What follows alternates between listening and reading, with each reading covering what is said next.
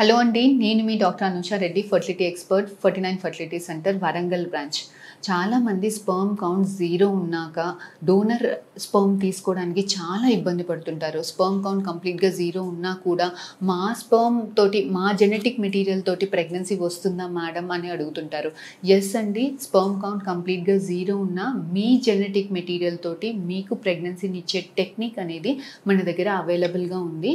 దీన్ని టీజా అంటారండి. యూజువల్గా స్పర్మ్స్ మనకి టెస్టిస్లో తయారీ అవుతుంది. స్పర్మ్ టెస్టిస్లో తయారీ అవ్వాలి అంటే బ్రెయిన్లో నుంచి కొన్ని హార్మోన్స్ రిలీజ్ అవ్వాలి. ఇలాంటి హార్మోన్స్ రిలీజ్ అయ్యి టెస్టిస్ మీద యాక్ట్ చేసినప్పుడు అక్కడ స్పర్మ్స్ తయారీ అయ్యి ఎజాక్యులేట్ చేసినప్పుడు బయటకు వస్తాయి.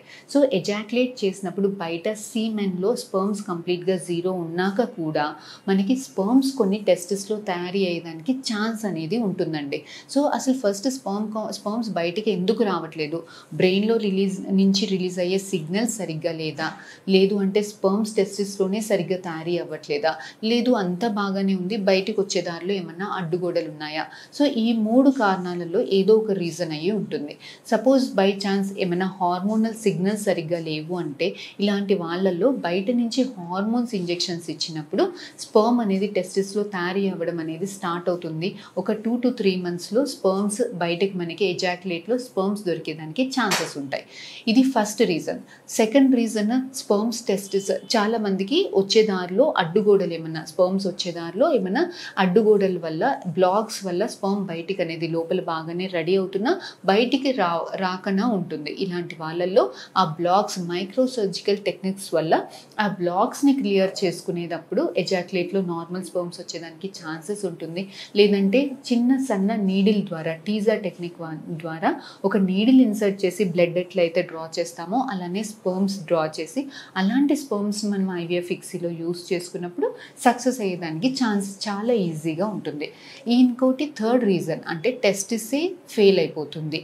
ఇలాంటి వాళ్ళు కొంచెం త్వరగా మనం జాగ్రత్త పడి వీళ్ళంత తొందరగా స్పర్మ్ని టెస్టిస్లో నుంచి మనకి టీజా పద్ధతిలోనో లేదంటే దొరకట్లేదు అన్నప్పుడు చిన్న ఇన్సిషన్ ఇచ్చి మైక్రోస్కోప్ పెట్టి మనం స్పర్మ్స్ దొరికేదానికి ఛాన్సెస్ ఎక్కువగా ఉండే ప్రదేశాల నుంచి బయాప్సీ చేసి ఇలాంటి స్పర్మ్ని యూజ్ చేసుకున్నప్పుడు మనకి సక్సెస్ అయ్యేదానికి స్కోప్ ఎక్కువగా ఉంటుంది. కాకపోతే ఇలాంటి థర్డ్ రీజన్ అంటే టెస్టిసే ఫెయిల్ అయిపోతుంది అనే వాళ్ళు కొంచెం ఎక్కువ జాగ్రత్తగా ఉండాలండి. వీళ్ళల్లో ఎప్పుడు కంప్లీట్గా షట్ డౌన్ అయిపోతుంది అన్నది మనకు తెలియదు.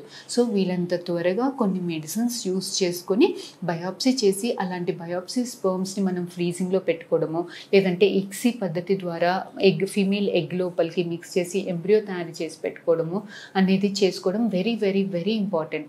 లేదంటే కంప్లీట్గా టెస్టిస్ ఫెయిల్ అయినప్పుడు మనకి టీజా, మైక్రోటీజీ ఎన్ని అడ్వాన్స్ టెక్నిక్స్ యూస్ చేసినా కూడా స్పర్మ్ దొరకకుండా ఉండేదానికి ఛాన్సెస్ ఉంటాయి.